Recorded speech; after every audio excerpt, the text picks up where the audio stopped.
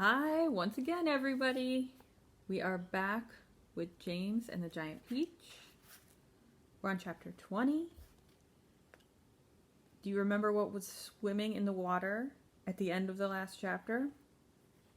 If you said sharks, you are right. And all of the insects are really scared, and they look to James because they thought that he might have an answer or a way to fix the problem. Did you come up with any ways that they could fix their problem with the sharks? Let's see if you did, if yours is the same as James's. There is something that I believe we might try, James Henry Trotter said slowly. I'm not saying it'll work. Tell us, cried the earthworm. Tell us quick. We'll try anything you say, said the centipede, but hurry, hurry, hurry.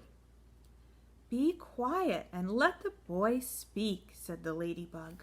Go on, James. They all moved a little closer to him. There was a longish pause. Go on, they cried frantically. Go on. And all the time while they were waiting, they could hear the sharks threshing around in the water below them. It was enough to make anyone frantic. Come on, James, the ladybug said, coaxing him. I'm afraid it's no good after all, James murmured, shaking his head. I'm terribly sorry. I forgot. We don't have any string. We'd need hundreds of yards of string to make this work. What sort of string? Asked the old green grasshopper sharply. Any sort, just so long as it was strong. But my dear boy, that's exactly what we do have. We've got all you want. How? Where? The silkworm, cried the old green grasshopper. Didn't you ever notice the silkworm? She's still downstairs. She never moves. She just lies there sleeping all day long. But we can easily wake her up and make her spin. And what about me, may I ask? Said Miss Spider. I can spin just as well as any silkworm. What's more, I can spin patterns. Can you make enough between you? Asked James. As much as you want. And quickly? Of course, of course. And would it be strong? The strongest there is, and it's as thick as your finger. But why? What are you going to do? I'm going to lift this peach clear out of the water, James announced firmly. You're mad, cried the earthworm. It's our only chance. The boy's crazy. He's joking. Go on, James, the ladybug said gently. How are you going to do it? Skyhooks, I suppose, jeered the centipede. Seagulls, James answered calmly. The place is full of them. Look up there. They all looked up and saw a great mass of seagulls wheeling around and around in the sky.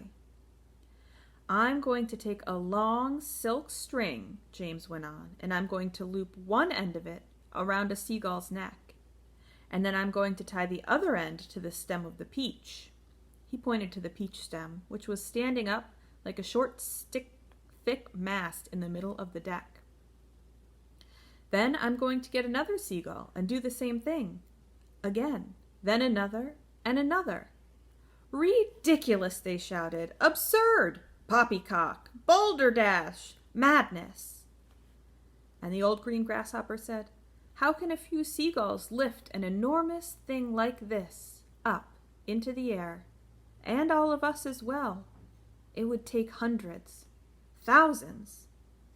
There is no shortage of seagulls, James answered. Look for yourself. We'll probably need 400, 500, 600, maybe even 1,000. I don't know. I shall simply go on hooking them up to the stem until we have enough to lift us off.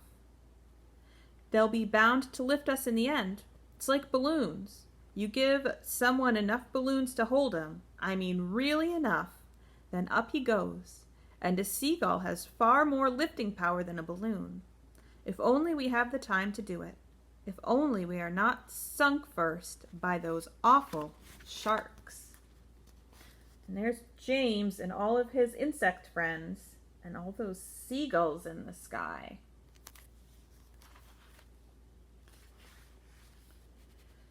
"You're absolutely out of your head," said the earthworm. "How on earth do you propose to get a loop of string around a seagull's neck? I suppose you're going to fly up there yourself and catch it." "The boy's dotty," said the centipede. "Let him finish," said the ladybug. "Go on, James. How would you do it?" "With bait." "Bait? What sort of bait?" "With a worm, of course. Seagulls love worms, didn't you know that? And lucky for us, we have here the biggest, fattest, pinkest, juiciest earthworm in the world." "You can stop right there," the earthworm said sharply. "That's quite enough." "Go on," the others said, beginning to grow interested. "Go on." "The seagulls have already spotted him," James continued. "That's why there are so many of them circling around. But they daren't come down to get him while all the rest of us are standing here. So this is what—" "Stop!" cried the earthworm. "Stop, stop, stop! I won't have it! I refuse! I—" "Be quiet," said the centipede. "Mind your own business." "I like it." "My dear earthworm, you're going to be eaten anyway. So what difference does it make whether it's sharks or seagulls?" "I won't do it." "Why don't we hear what the plan is first?" said the old green grasshopper. "I don't give a hoot what the plan is," cried the earthworm. "I'm not going to be pecked to death by a bunch of seagulls." "You will be a martyr," said the centipede. "I shall respect you for the rest of my life." "So will I," said Miss Spider, "and your name will be in all the newspapers. Earthworm gives life to save friends." "But he won't have to give his life," James told them. "Now listen to me. This is what we'll do." That's the end of the chapter. Do you have any idea how they're going to get those seagulls down there without letting the earthworm be eaten up? Why don't you see if you come up with an idea and see if it's the same as James says. See you tomorrow.